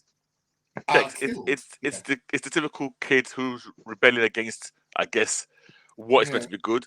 And I think they balance it with the other character. I can't remember his name. The one who wants to be a Marine. So you have the guy who wants to be. So what's his name? Kobe. So anyway, you got both sides of the coin. I mean, in this universe, it seems there's only 2 jobs: Marine or pirate. But Yeah, but so I have no issue with his motivation, and the way the show shows it, it's not too serious anyway. So it's sort of like, okay, you're basically young, carefree. You're not really a deep thinker. You know, you think it's a glamorous lifestyle, and you got Yeah. superpowers. Yeah, So I mean, it's yeah, romanticized. yes, It's yeah, for sure. Because even when he says, I'm like, pirates actually, like, a great part of their job is yeah, raiding, yep, like, merchant ships and other people, and they actually steal But ships. they So, make it a thing yeah. in the show. People tell him in the show that that's not pirates. That's not what pirates is like. And it In goes this on. yeah, show, Not my type of. Yes, like that's no, one time they tell no, him. he keeps saying he's a good guy. He's a good pirate. And they're good pirates Yeah, and they're bad yeah. pirates. yeah, but everybody keeps telling him that when he said, I want to be a pirate, he's saying, no, that's not what a pirate is. A pirate is a bad guy. And he goes, oh, no, I'm a different type of pirate. Oh, no, you've not met all the types of. So you can see how delusional the kid Okay. is in the show. Okay. Yeah. Okay. Okay, can I ask a question? Yeah. You guys have finished it. This devil fruit that this guy, this random food he ate. Mm, Do they mention it again? Is this a recurring Yeah, it theme? is. It is. Oh, It okay, is. I just wanted yeah. to check. To a lesser degree in the TV show than I assume in the anime, but there are other people who have eaten devil fruits as well, and who have different Right. powers. Yes, I met one clown, the Joker. Buggy, Yeah. Buggy. Yeah, Buggy. So he also ate the devil fruit, I presume. yes. Okay, Yes. okay, all right. Basically. I love that character, the actor for that character. He's from Shield, Agents of Shield. Who is he in Agents of Shield? If I tell you who he is, you would die. Leo. Fitz? That's Deke. Fitz. Who's Deke? Deke, the guy that joined them, funny guy from Tech Oh, Guy. is that this thing's husband? That's Yes. that Mockingbird's husband? Correct. Yes. Yeah. Really? Yes. Oh, wow. Okay. I didn't get, I didn't, I won't have Oh, I known missed that that. if it Yeah, didn't. It was familiar, so I googled it and I I realized okay. would not have him. clocked that. Yeah. Yeah, so it's about Luffy, and then he brings together this ragtag team of misfits who become his crew. So basically, this is their adventure, and their first kind of few adventures, and how they get to bond and come together and become, at the end, this almost family more than a crew of people going after the One Piece. Now, the One Piece here is referring to the legendary treasure buried by the King Pirates, who Yeah. was So killed Roger. in issue 1. Glory Roger or Jolly Roger, what was Yeah, his name? something. Yeah. Yeah. Right. Question, and I want to clarify this. And now I've lost the question. Okay. It'll come back to you. Toye, Yeah. I want to hear something from you. Are you watching the anime at the moment? Like, is it something? Are you up to speed? Yeah, I'm on the latest episode. Okay, and what episode is that? 1,173. No, not 100. Sorry, 1,073. And 73, 1073. Oh, sorry, actually, no, it's 4 now. It's 4. What's 4? 1,074. Okay. Yeah. Okay. Is it 1174 or 1074? 1074. 1074. Now, I want you to, each one is like, 15, 20 minutes. I want you Yeah. to think about all the time you've spent watching this stuff. You could have built a house by now. I'm just saying that if You had sound this like organized every good. old man I've It's met worth that it. Kex. It's Kex, funny. Kex, you are showing your age. 1,000 You are showing your episodes. age. Right, This is so you- Emmerdale stuff. Okay. So yeah, it is why you didn't get A star. I did, but Right, go on. Oh, Sorry, God. go on. Sorry. So have you finished the series? Toye?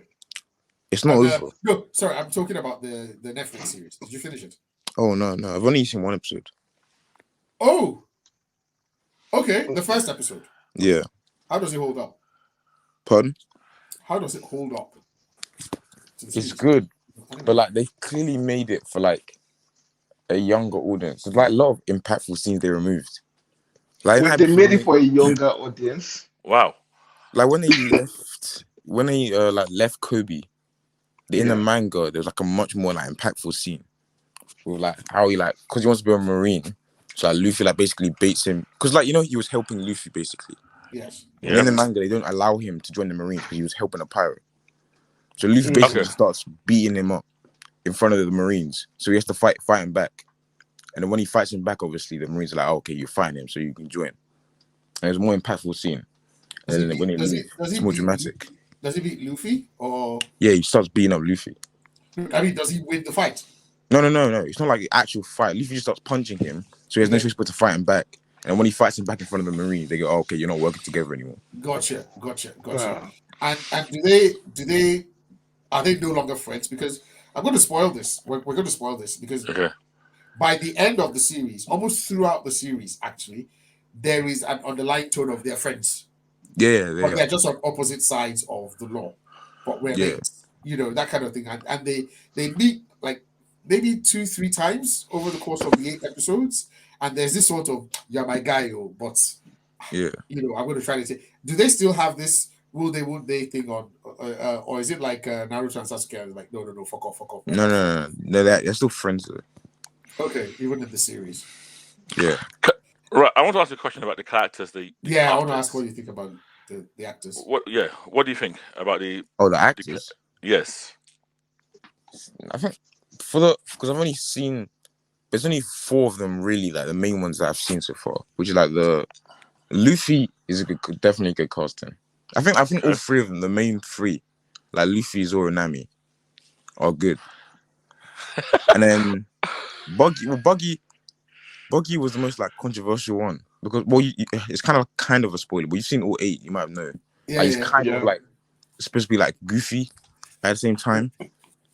Like at the start, because when you're in the manga, he's still like a menace basically. He still like kills lots of people, but like Yes. he's later presented as goofy because they just like beat him easily. He's like basically like a joke. So like there's a lot of people saying they didn't want him to be scary. I think I actually saw him as more of a Joker-esque character. Like he's completely unreliable. He's more likely to sell you out than anything. He doesn't. He's an odious character, but simply because they had him at odds where they had his head, and he needed his body, so he was helping them. But the second he got his body, he just buggered off. He's not someone that is trustworthy, even in the Right. So, Toye, let me understand this. Are you series. saying the one in the anime is more More cartoonish violent. or more violent? No, basically because in like anime manga, Yep. you can, because it's a drawing, you can make a character look menacing at when you first meet them. But then once you meet them later, it's so easy to just make them more goofy because you can exaggerate their features. But in the actual live action, is people were unsure what they should do because he becomes a joke basically pretty quickly. So they were saying that the people didn't want him to be like the Joker. Right. They want him to be like that. I liked like that because the whole point is that, like, from the perspective of a civilian, obviously the main characters, because when they get stronger, he just becomes a joke basically to them. Yeah. But putting it to an average civilian, you actually be terrified that you saw him. Because I think it's good they did it like this. I think that works in the show. It works in the show. Because in the beginning he's presented as a threat. You see him with all those people chained up and making it like that's proper horrifying. And by the end, he's going exit stage left, and he goes out to the left of the stage, and you don't see him again. So like it becomes more of a joke going on in the show because he's basically helpless to the main characters going forward. Yeah, so I think that works. I always saw him as someone dangerous in the show. You know one funny thing I want to mention? You know Zoro. Yes. So obviously, I've never watched One Piece before in my life, but I've been to Comic Con a lot. And there's one day I saw this guy walking with 3 swords, green hair and everything. Like, so obviously this guy's cosplaying Zoro. But this guy I saw in Comic Con is way more impressive than the guy in the show. So I said to Toye that I'm not comparing this guy to a cosplayer. and I was set. This cosplayer, Toye, I don't know if you remember this guy that we saw. He wore no shirt. He had big muscle. It was like I think it was mixed race or light skinned black guy. He was really. I think I've got a picture of him on my Instagram. He was really good. Do you remember that? Do you remember that person that we saw? I don't know if you remember him. I remember seeing one, but I'm not sure the same one you're talking about. Yeah. So to me, seeing this guy was a bit of a letdown. But Toye's let me know that no, this guy is more in line with the the anime. Yeah. I don't know if he's supposed to be hench, but I think He he's just does- someone that's supposed to be like fit, or is he like proper? Is he It's hench in the because comics? There's Or in like the anime? it's because there's like they do like a time skip. So the one obviously in this is the star of the show, Yes. where he's more like skinny. The guy who was cosplaying almost guaranteed was probably doing him post time skip. And that's why his outfit has the much more like his outfit is like more detailed as well. Got you. Right. Okay. That makes sense. So let me ask you a question. You've seen one episode. Yeah. Compared to the 1,000 episodes of anime, how many are in that one episode? Is that like 20 in that one episode or It's less? It's kind of weird. It's like narratively, it's like 4 or like 5, but then they also added Nami who wasn't in it before, so that kind of shortens it a bit. But like, right, okay. It's like the plot points is still like the same, but they move some of the characters to be before certain plot points. Okay. Yeah. Since I've only watched 2, I want to make a comment. When I watched the first one, I was like this. I was almost mid on it. I actually enjoyed the second one a lot more than the first one. Yeah. What happened in the second one?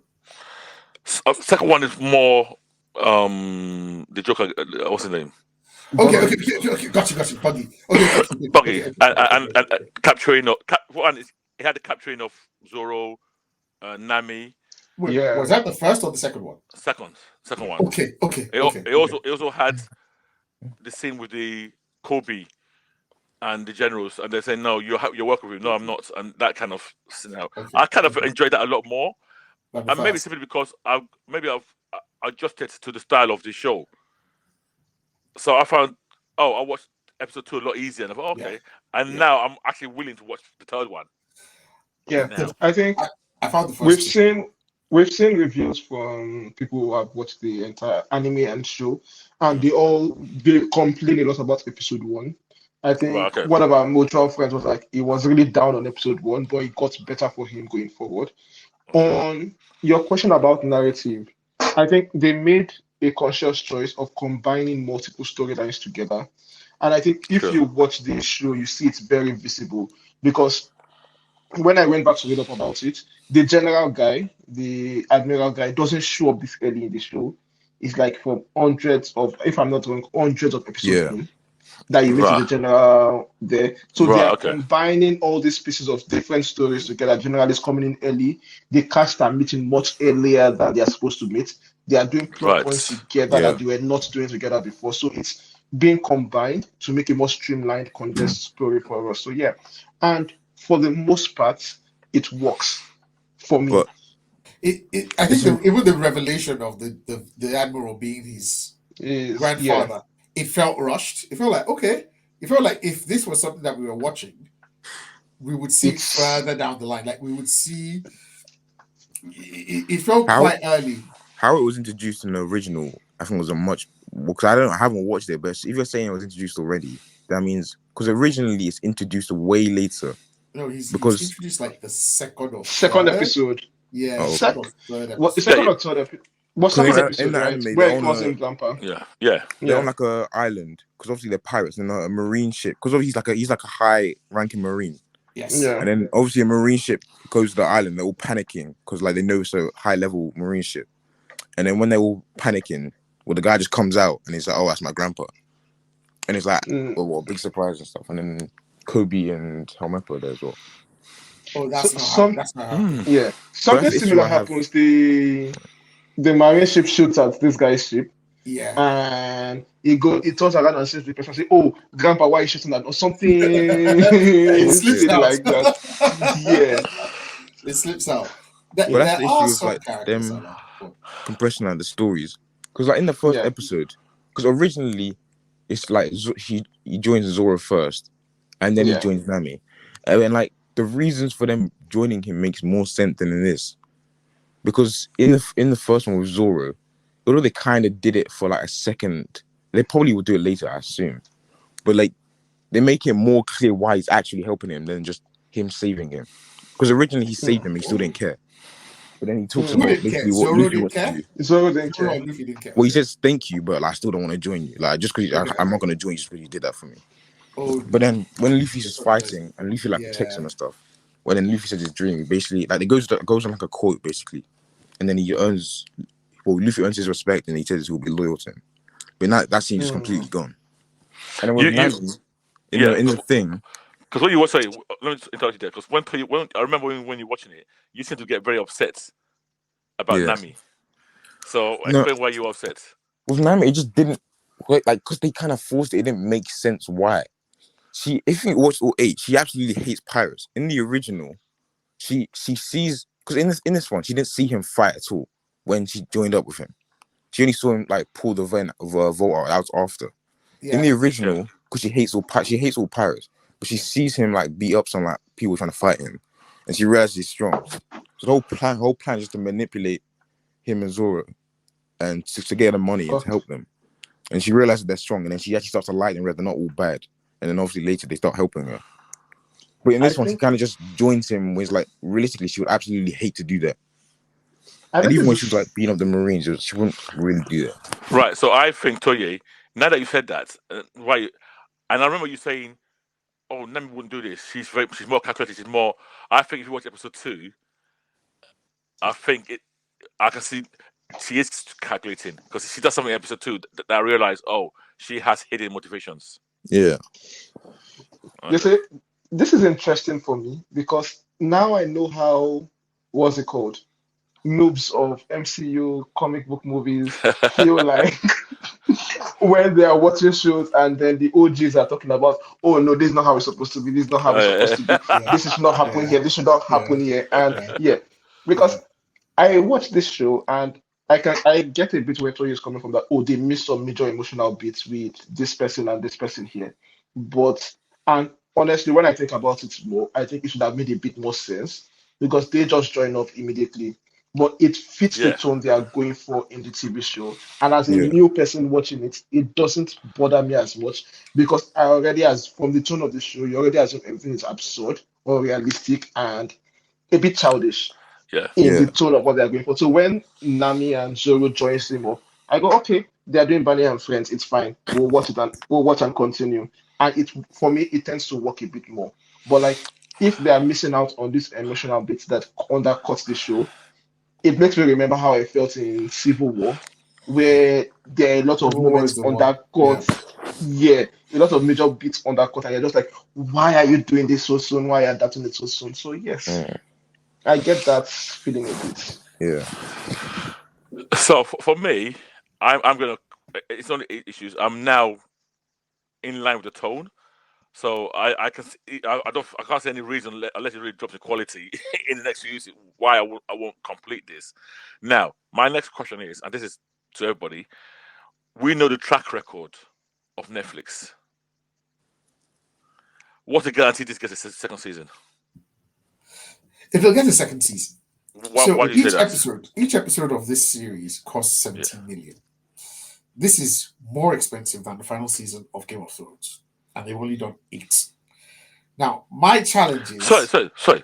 This show cost 17 million per episode. This one I'm watching. Yes. Per episode. Who are they paying this money to? So it's Set set and CG and production. The production is good. The costumes good. 17 million good. It's good. It's good. I don't have any. CG is not that. CG can be. Allow me to explain. Okay. By CG, it is when they are standing. Obviously, when they're standing in front of the sea is not there. They are standing in a production lot somewhere, and it's green screen that they're standing in front of, but you can't tell. Like where the light is shining from, where you hear the thing is, where the water is, you can't tell that it's a set. It's good. That's talking about what? Talking about water. Yes. Talking about water. Yeah. Toye, you go and drop the kettle. Sea water. So what did you say?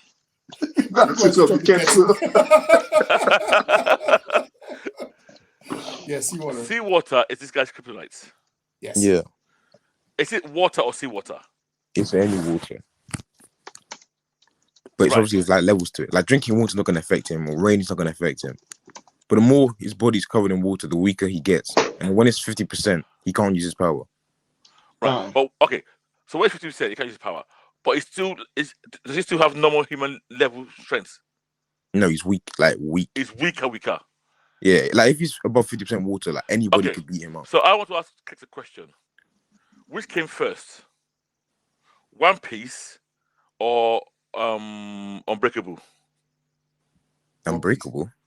Yeah, so Unbreakable is a film that is Yeah, Bruce Willis movie. Oh yeah, but when they come out, it came out, and his weakness is water as well. And I'm not sure. This is early. How long has One Piece been around for? One Piece came out, I think, 1997. Then One Piece is first. Unbreakable is a 2000 movie. 2000. Okay. Yeah. Okay. Interesting. One Piece is 1997, 3 years One Piece has been before around that. since 1997. Yeah. Wait. Oh my god! Wait, Toye. That was 10 years before you were born. Fucking hell! And you caught up. 97. Yeah. Oh, Jesus Christ. so Okay. yeah. Well, Yeah, That's so why this- it's so good though. He's had like 30 years to like foreshadow things. Okay, you keep on saying it's so good. Tade doesn't agree. I take it. No, he doesn't. He does. You know he's up What? to date with the anime as well. No, he said he wasn't though. No, he is. With One Piece. Yes. He just jokes that he's not good, but then he says he actually likes it. Oh, what? So you think he's pretend hating? Yeah, I know he is. You know he is. Okay, well, fair enough. yeah. Okay. But I think one thing I'll give this show a lot is it reduces the absurdity from the comics and the hysteria that you know in comics to more manageable levels. It's still over the top. The characters are still over the top, but it's not as over the top as it would happen in normal manga. Like Well, you can feel the restraint a bit Okay. in the characters. I've not felt hysteria at all yet from the 2 episodes I've watched. Exactly. Now imagine those 2 episodes you've watched. Yeah. Imagine if it was in anime form, and imagine how hysterical it would be. Well, Toye knows what I hate. So in Yeah. in anime, is it very is there a lot of hysteria, Toye, In One Piece. No. in the anime? Like, okay, well, I don't know fully know what you dislike. If a character like, because Luffy's the only one who really does it a lot. He would like shout or something, but he would shout like a phrase at somebody, like someone saying something stupid, and he'll just shout at them to like stop saying that, something like that. Yes. Right. Okay. Kakane Masaka! It's bullshit. That what you would hit is. I'm telling you. I can tell you right now. Stay away. Do you know when I first started Attack on Titans? Yeah. Yeah. I watched the first episode Mhm. and I thought, I can't watch this again. No, but it's not like that. It's not like that. Oh, okay. 'Cause, like, that one, they're just screaming like pointlessly. Like most of them, he's actually saying something. He's actually got a point. He's just Okay. yelling it. Okay. Sorry, I want to go back to this season 2 thing. Yeah. Sorry. Yeah, go on. I think it's incredibly expensive for them, but the reception is so positive that Wait, so- there's no. okay. Yeah, sorry. Go on. No, you say so positive. Yeah. Have you had numbers? Numbers. They haven't released the numbers yet. Okay. So all we've got is number 1 in 5 countries, but they haven't actually officially released their set. So no, 1 second. They've curated the data that they've released. They will say something like, "Oh, it's got more this than Stranger Things, or it's got more blah in its first week than da da da." But they need. I think it's going to come out anytime soon. Because I was reading up on this, and then they're going to actually release the numbers that they are willing to release because they're not under any obligation. But your belief is it's doing well enough to get. Doing more. Okay. It's doing positively. It's got positive enough reception amongst the One Piecers, and I never realized there was so many of these bastards all around. 500 million copies sold. There's shitloads of them everywhere. Now, it will get a season 2. Even in my house. I'm 100% sure it will get a season 2. But will it get a season 3? That's where I'm going. Because it might even get a season 3, but the quality is going to start to drop because it might not even be quality in terms of the production quality, but the storytelling. I can guarantee that Netflix cannot sustain an expensive, well done series. It's not in their nature. Yeah, especially if it's after season 1 or 2, if it's not bringing in new subscribers, they won't want to spend that money anymore. I mean, this is for them for the One Piece fans. They're saying this is basically a miracle, and that's because of how closely they were working with Ichiro Oda, or what's his name, the creator of One Piece. So this guy's still alive? Yeah, He's still writing it. He's the one writing the comics. He's still writing Anyone manga. kill him? Yes. Yeah, but this guy's been writing it for what, 1997? So he's been writing for Story never finished. almost 30 years. Yeah. Story never finished. Okay. Yeah, so he's been working so closely. That's why we've gotten this level of quality. I don't know how much further they can take it. Like, even if they condense every 30, every 100 arcs into a season, that's still 10 seasons. Netflix are never going to do something for 10 seasons and do it well. Toye told me something. Yeah. I don't know if I should say this on the podcast. No, I'm not going to say it. What I'm not going to say it. No, it's something about the core hunt. This One Piece. Yeah.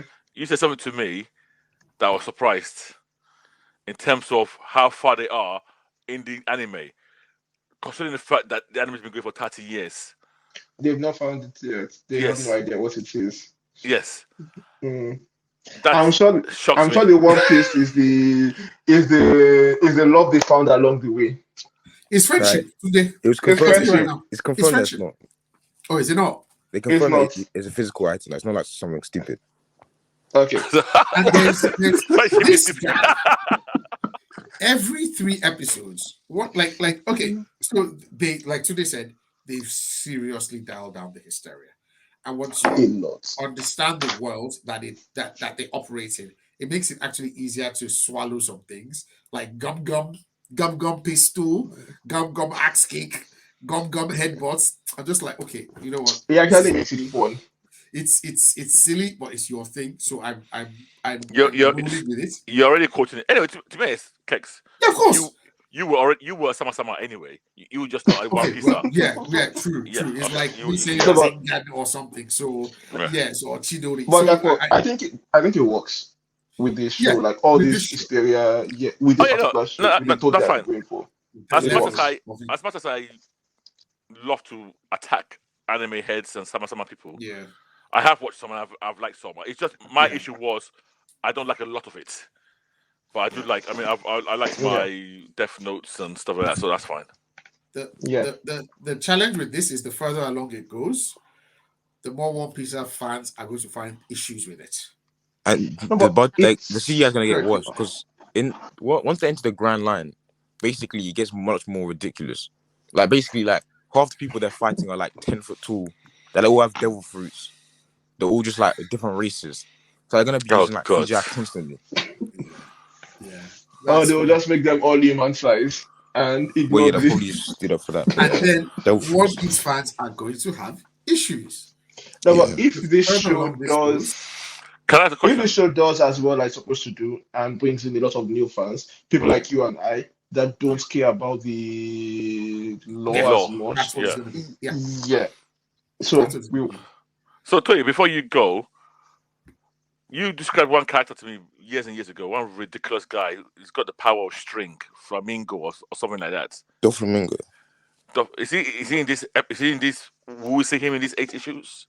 no. I think this I'm not 100% sure, but in the first scene, like it's not actually you see him as a kid there. There's a lot of characters they show as a kid in the first scene when Roger's executed. And I'm So- pretty sure Right. he's there. Okay. The red hair, If you the guy with red hair. No, he's got blonde hair. A kid. Yeah. so if you watch that first scene, when they were executing The guy Roger, with eyes. they focused a lot of people. I was like, I oh, can remember yeah, 2 of One Piece fans are going to really enjoy this. Yeah, because they yeah, can probably yeah. recognize Okay. everybody. Right, okay. Yeah, so that's really good. But You know, speaking on the show on its merit, there are some episodes I found weak. Go Seriously and say weak. something for the way you finish today. Eh? Go on. When you finish, I'll say something. Go. Okay. Yeah, speaking on the episode, there's some episodes I found really weak. Like if you remember the Usopp arc, with What the happens in that guy, one? the one with the guy that is always lying and the pirates that took over the woman's house. Okay. Where they Yeah, was that getting was. that 2 episodes arc. There's some really really bad Was it? Is the guy storytelling. Usopp the guy that joined their crew? Yeah, yeah, That guy yeah. is shit. And I'm sure one person is going to say there's an episode that he does something really awesome. That guy is horrible. Like the actor is not good. At all. The actor is It not doesn't. good. Doesn't sell it. He's the weakest of the crew. Sorry, Usopp act. Go on today. Yeah, like I think that's where I found the biggest issues with the storytelling because like there are several points where okay, the bad guy has beaten this guy. The bad guy should have killed him. Kill him. Okay, kill him. No, take him to this thing, go and jump him inside pool with his sword and let him escape. So that happens constantly in that particular act. But but towards the end, and there is one particular scene, Nami's story, it comes in play towards the end of the act. I enjoyed that a lot. And I think I've spoken with One Piece fans and they enjoyed it as well. Like, especially the scene she comes back to tell them to help her. And you see all of them all sitting down there in their poses and they go, yes, and they do that anime style, comic style, cut on their faces. And I'm like, okay, yes, I get what you're going for. This works. So, but overall for me, I think it's a fun attempt. It's not a god tier show, obviously, but it's way better than I expected for Netflix adaptation of One Piece. And I will probably check out season 2 when it comes out. Okay. So do we want to rate it before? No, can I say something quick? Oh yeah, go on. Well, I'm definitely going to watch season 2. But again, I stand by it. It's going to get sillier. It's going to get goofier. There's a character there that carries a big sword and has devil eyes, Dracula eyes, or something. Yeah. Oh, Mihawk. Yeah, Mihawk. Very cool character. But that sword looks odd. And then it's even odder when he brings out a tiny sword and he's fighting. You know, these are things that I know you seem confused, but these are things that you have to look forward to. People with giant axes and small. So the more you start to see that, it starts to look like a prop. You're making me worried. No, watch it because it's in that world. In the vein, yeah. I mean, to be honest, I've watched Monkey King do worse things now. He pulls out his sword from his head. Exactly. Yeah. So you just watch it. I think it's all right. I mean, I had some issues with it, but nothing. I was struggling the first few episodes because I just kept pausing it, and I just overall, I feel like maybe a 3.2. Okay, that's not too bad. Yeah, not as an adaptation because I never saw the original, but on its own, if I just came and I watched this thing on Netflix, it's like a 3.2 over 5 stuff. So yeah, the episodes. So you've seen all 8? Yeah, I've seen all 8. I think I'll give that around the same score as you. I'm not going to dick out too much on that, but yeah, 3.2 is fine for this particular show. It's not exceptional. It's not bad. It's just it's good. The big surprise is that it is good. That it's not. Okay. But to be fair, I really like all the characters in this show. I like their relationship. I'm always a sucker for good people. Good people liking good people. Yeah, the chef Sanji. Oh, I love him. I love the chef. He's really cool. I like Shank. Shank? He's cool. He's cool. So and Toye, why don't you watch it and then next week let us know what you I'll give my score next week, once I finish. Yes. Okay. So, do you want to say something?